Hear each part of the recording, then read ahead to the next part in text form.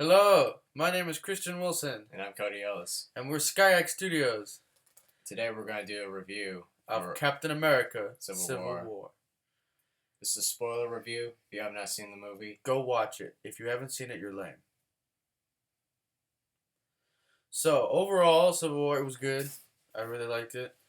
Um, Me personally, I don't think it was good as Winter Soldier, but it was definitely up there. Marvel has been they're still on their game. It was better than Ultron. Ultron had a lot of flaws to it, but this one really they bounced back from it, so that's good. What did you think of it overall? It feels more like an Avengers movie than a Captain America movie. Yeah, you have 20 different main characters. It kind of feels more like an Avengers movie. It was good in most ways. Yeah, Like it felt more than just about Captain America. It felt more about like Iron Man's side and all the other characters. Yeah. But so far it was good. So we have Chris Evans as Captain America, brilliant as always. Downey Jr. as Iron Man. He like Ryan Reynolds was born to play the roles they have. Yeah. Like they're almost synonymous, the same person. Like he played more like an antagonist in this movie. Yeah, Tony was definitely more of the bad guy in this movie. If you had to choose a singular bad guy, Baron Zemo is also he's the ultimate bad guy because he was the catalyst for part of why the Accords are going on and why the Avengers need to be put into check because innocent people are dying. They have to do something about it. And, Yeah, like the Avengers need to be put in check because the destructions that happen over the years. And Helmut Zemo's the one who starts all that, where they have to. It brings it to the Avengers' attention. Was he in Sokovia when the problem was, or at least the way the movie explained it, he wasn't in the city, the heart of the city of Sokovia. He was on the outskirts, so he thought he was fine. But then when the city came back down, some rubble must have gotten over onto his family's house, and so his father, his wife, and his child died, but he still survived. Like Baron Zemo is different in this movie compared to the comic books. Yeah, with this one's he's Colonel Zemo, not he's Baron, right? Well, not only that, because he didn't have his mask on. Because in the story, his original story is that he was in World War II. He was one of the leaders of Hydra, and he was working on experiments and all. And when he was in a fight with Captain America, one of those experiments gave him hand strength and all, but it also melded his mask on into his face and all, and he can't get it off. No, in this one, Zemo, he looks normal. Yeah. And then we have Sebastian Stan, who plays Bucky, and Bucky is a big part of the plot in the movie. In addition to the Accords, which is like the Registration Act. Yeah, Bucky is one of the main catalysts for the plot. Without Bucky, there probably wouldn't have been as much plot to this movie. Because Bucky is Chris Evans, is Captain America's friend, and he's been framed for the murder of a bunch of people, as well as the Black Panther's father, T'Chaka. Everybody's on the run. They're trying to find Bucky, and Captain America does what he does. He defends his best friend, and that's what drives the plot. Yeah, he tries to find the proof that he didn't do all that. Yeah. And then we have Scarlett Johansson, who plays Black Widow. She's hot. I know. She has not done anything wrong as far as I can tell in this role. Whoever did the casting with ScarJo as Black Widow did a good job.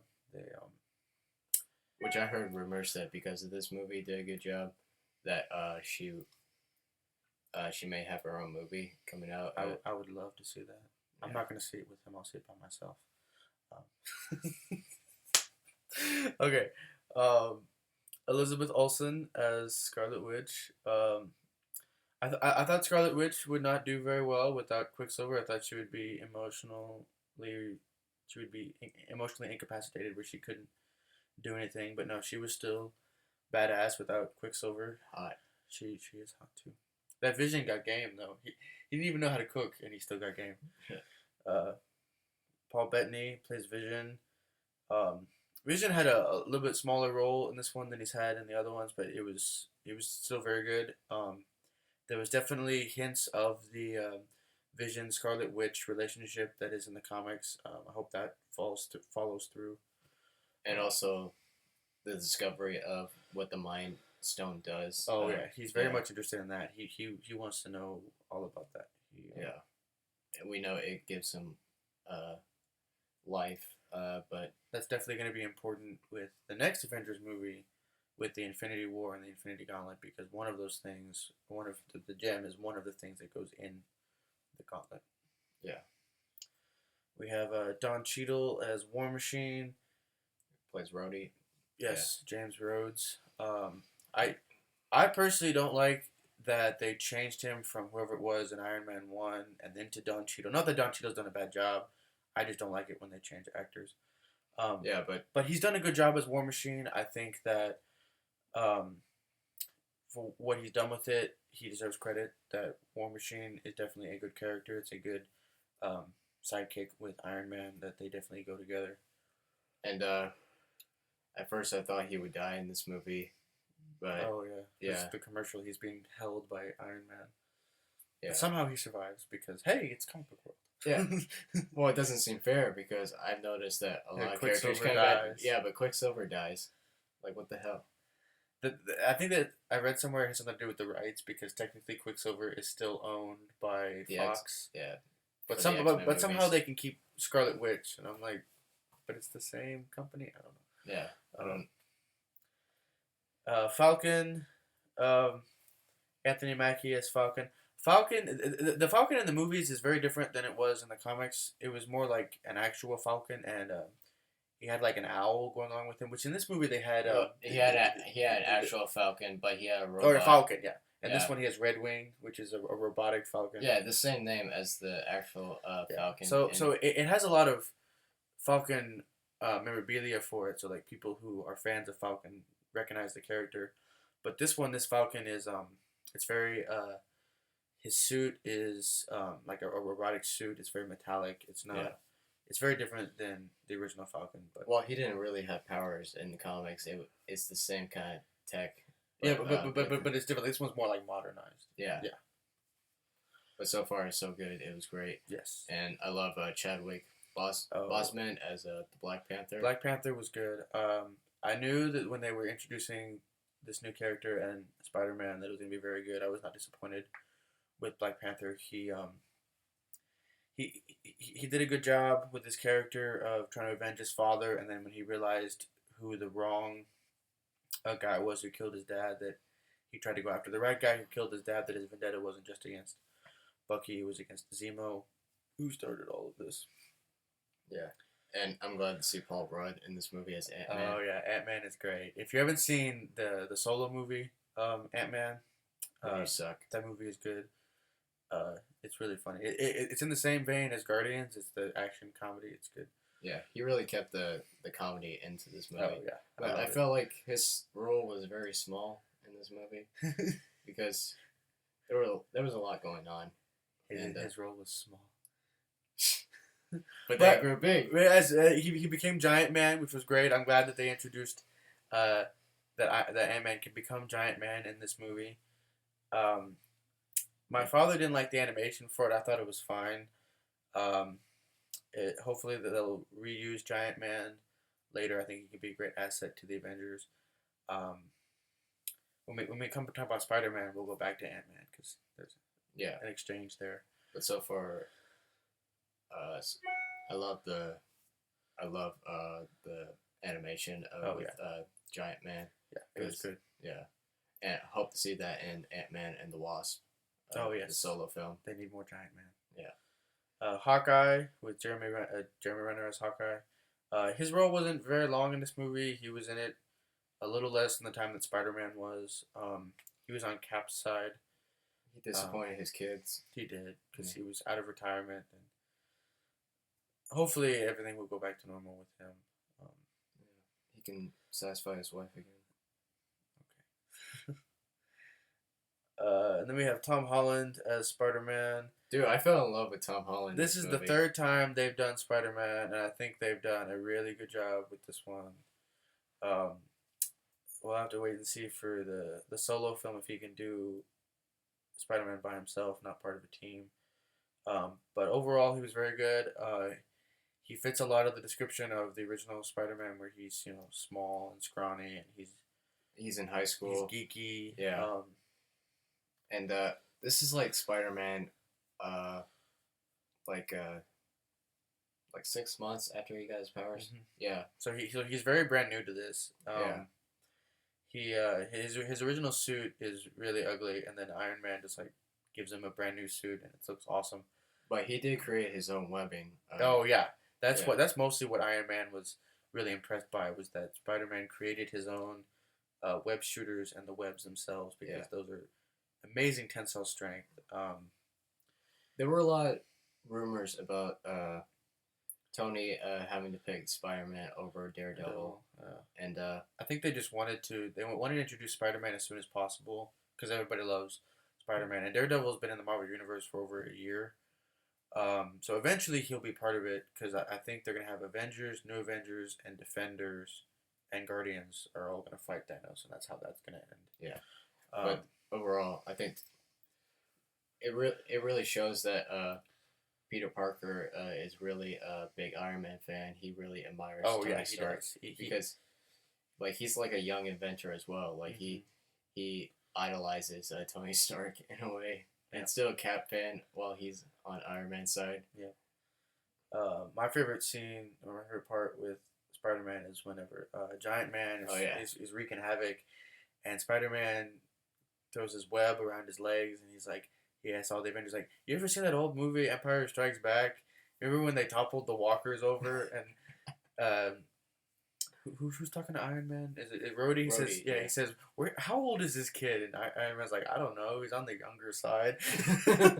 But yeah, he topples over Giant Man. Yeah. He topples over Giant Man the same way they toppled the AT-AT walkers at Empire, and it was so cool. I love Spider-Man's reaction when Ant-Man became Giant Man, and then he was like, holy shit! And that's everyone's reaction when they saw it. Yep. And when Spider-Man is fighting Bucky and he stops his arm, and he's like, you have a metal arm? That's awesome! And then Falcon comes up and he blows him across the subway. Yeah. A lot of these fights don't involve a lot of conversation. Fair enough. But that's who Spider-Man is. He makes quick wit. That's what he is. Yeah. I think Spider-Man and Ant-Man are like the comic relief in this movie. For sure. Yeah. Especially Spider-Man, because like he's like my favorite character in the Marvel Universe, and I'm really glad that they really brought him into this universe, because there's a lot of possibilities. Oh yeah, for sure. And Marissa Tomei as Ant-Man. Marissa Tomei, man. They just keep getting younger and younger. And my father didn't like Marissa Tomei as Ant-Man. I'm just like, I don't think it matters. Yeah, but I like. My God, think of all the possibilities. Yeah. Tony Stark, Ant-Man. That's happened already though in a different movie. I don't think so. The Downey Jr. and Marissa Tomei. Oh yeah, they started in a different movie. And, but that's another topic for another video. William Hurt as General Ross. It's the same General Ross who is from The Incredible Hulk. The Incredible Hulk, who was Hulk's girlfriend's father. What was Betty? Betty, yeah. Now he's the Secretary of what is he? Secretary of Defense. Yeah, he's higher than the general that he was. He's very up in the government now. Yeah. He's very much for the Registration Act, because he's always been against the Hulk and all the other superheroes. So he wants to do it as legally as possible with all the correct rules and regulations, because that's just who he is. Yeah, in the comics, he actually becomes the Red Hulk. General Ross? Yeah. Maybe they'll do that later in the movies and give him a taste of his own medicine. Yeah. See the Hulk and the Red Hulk fight. That's going to be pretty cool. Yeah.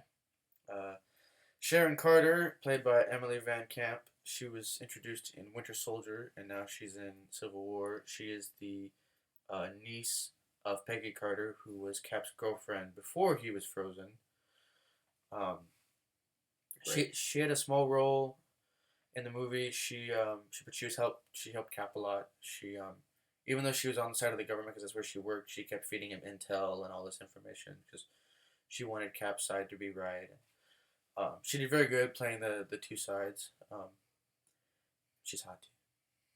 Yeah, and it's okay if Cap gets her. I Cap kisses Sharon, and I'm just like, this is the niece of your ex-girlfriend. I know it's been 75 years. Yeah, but I'm sure there's a limit, but still, Bucky and Falcon are is this okay with it. okay? Well, yeah, they're okay, but it's like, what are the rules? Is there a limitation? I don't know, but Well, they knew each other since the second movie.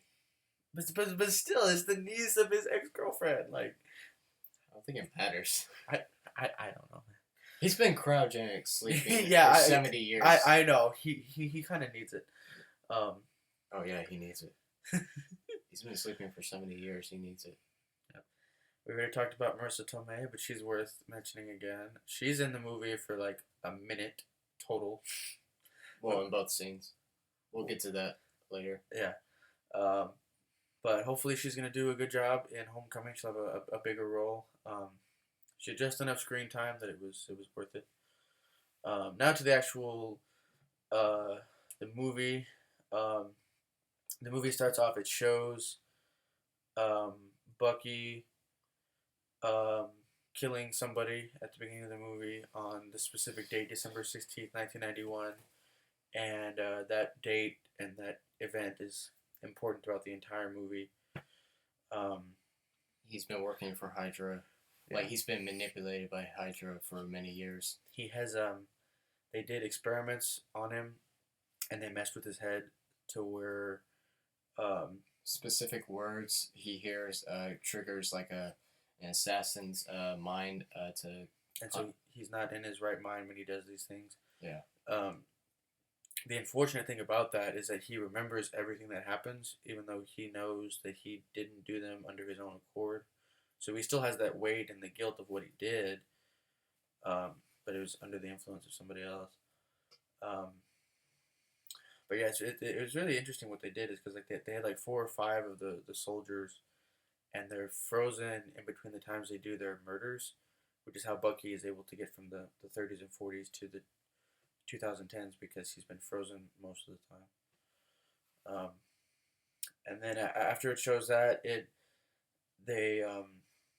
the Avengers, Captain America, Scarlet Witch, Falcon, and who else is Ant-Man, Hawkeye. No, at the beginning of the movie when they're in Africa, or not Africa, yeah. Africa. Yeah, it was like Cap, Falcon, Scarlet Witch, and Black Widow. Yeah. And they're in Africa, and they're trying to save it from these different people, and there's one of them.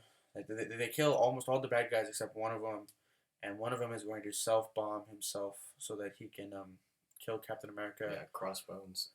Was gonna bomb himself, and Scarlet Witch contained it, but then when she tried to levitate it away from the people, instead of just keeping it in the air, it was accidentally thrown into a building, and it killed even more people. And the world knew about it, and they were concerned, and they were like, well, yeah, the Avengers might be doing some good, but what about the collateral damage? Is it worth it, what they're doing, if people are going to die anyway? And they come up with this thing called the Accords, which is like the Registration Act in the original Civil War. And Team Captain America is against the Accords because they don't like having somebody regulate them. What if this council that the Accords talks about, what if they want them to go to a place they don't need to go, or what if they don't send them somewhere where the Avengers feel they need to go? Whereas with Team Iron Man, they're for the regulation. They need to be put in check that, less and less people die. Yeah, like Iron Man feels guilty about what they've done over the years. Yeah. And really, they feel like they need to be put in check because of how dangerous they are, what they're capable of, and all the years that have happened in the Avengers and Age of Ultron and the Winter Soldier, all the destruction that happened in different cities. So this is going on, and then it doesn't help that Bucky is still on the loose as his brainwashed assassin, that he gets framed for killing somebody, and of course Captain America is going to defend his best friend because that's what he does. He knows that Bucky is innocent, and so he's already in trouble with the law because he didn't sign the Accords, and then he has to go find Bucky. And puts him in more trouble. Yeah, so he's just on the lam the entire time trying to save Bucky, and Sam Wilson, also Falcon, is on Cap's side. Yeah, and he's willing to help him to prove his innocence. Mm-hmm. And Scarlet Witch, who is held by Vision, uh, believes they believe she's well. They believe she's dangerous, so they kept her contained. And then Hawkeye saved Scarlet her. Witch, yeah. Yeah, Scarlet Witch, and so they rescue her and on Team Cap side, and they recruit Iron Man. I mean, they recruit Ant-Man, because Falcon knows who he is and that he's willing to help. And then you got Team Iron Man side, which is Vision, War Machine, Black Widow, Black Panther, and Spider-Man. And the rivalry between Cap and Iron Man, really, that's pretty much the main plot of this movie. Is their differences that really uh, has them go up against each other. And Tony he received some information from Friday, his new Jarvis, that Bucky may have been framed, that Baron Zemo had put on a mask and killed people looking like Bucky, and that he could possibly have been brainwashed. And so Tony wants to go find out for himself, so he has to go to Captain America and see, like, is this all true? And then Baron Zemo shows Tony a video of Bucky killing his parents, and he just loses it. He has to fight. That really turns the tables a lot. He has to fight Captain America and Bucky because he feels like this is personal now. Bucky killed his parents, and that's what causes the fight at the end between just those three, where he says, "I'm sorry, Tony, but he's my friend," and Tony so says, was I. "So was I." It's a very emotional scene where the two best friends are fighting each other, and it's like Tony's like, "You don't deserve that shield. My father made that," and he gives up the shield. Yeah. Captain America, Steve is not Captain America anymore. He would still be there to help, as he says at the end of the movie. But somebody else will pick up the shield. There'll be a new Captain America, hopefully soon. Yeah. Hopefully he'll come back in Infinity War. And same with all the other characters, which... Because they were going to need all of them to fight Thanos. Mm-hmm. I just wonder what Thanos is doing during this time. He's probably plotting. I think that because at the end of Guardians, he took the gauntlet for himself. I think it was Guardians. One of the end of the movies, he says, "I'll just get the gauntlet myself." Yeah, he got the gauntlet in Age of Ultron. Oh, Ultron, yeah. Yeah. And so I think what he's doing is he's going around and he's trying to get all the gems that is not already in possession of the good guys, because we know he doesn't have the there are 6 Infinity Stones. Yeah, which is the one that Vision has. Vision has the Mind Stone. Yeah, so he doesn't have that one. He doesn't have the Power one because that's in the hands of the Nova Corps. Yeah, the Aether is with the Collector. Yeah. From Guardians. Yeah, Guardians, and he was at the end of Thor as well. Mm-hmm. Thor: The Dark World, and the other Infinity Stone is the cube, the Tesseract. That's the space stone. That's on Asgard, which Loki must have it because he's now the ruler of Asgard since his father died. And the only 2 left are the Time Stone and the Soul Stone. So that's what I'm assuming Thanos is looking for, is going for those 2 because they're not held by anybody. And who knows, I'm not sure how the gauntlet works. If he has even any one of them, the gauntlet helps him somehow, right? It's not like he becomes more powerful. Yeah, in the universe. He doesn't need all 6 for it to work. Like, it will work partially until he gets all 6, right? Yeah. Okay. Yeah. And my guess is like maybe Doctor Strange has one of the stones. Possibly. We'll learn about that Thanksgiving. It's another good movie we're gonna go see. Yeah. Stan Lee's cameo. Yeah, I love Stan Lee's cameo where he it's definitely another one of his funny ones, like the Deadpool one where he comes up to Tony's house and he has a FedEx package and he's like, is this the house of Tony Stank? And then yes, this is Tony Stank. And Rhodey's making fun of him. He's like, table for 1, Mr. Stank, by the bathroom. Man, it was so good. I wish there would be a cameo where Stan Lee is like dusting like the Avengers apartment. Oh, and, yeah. I think they're gonna picks up Thor's hammer underneath and cleans it and puts it back down. I think they're gonna do that in Infinity War. Hopefully. but who knows?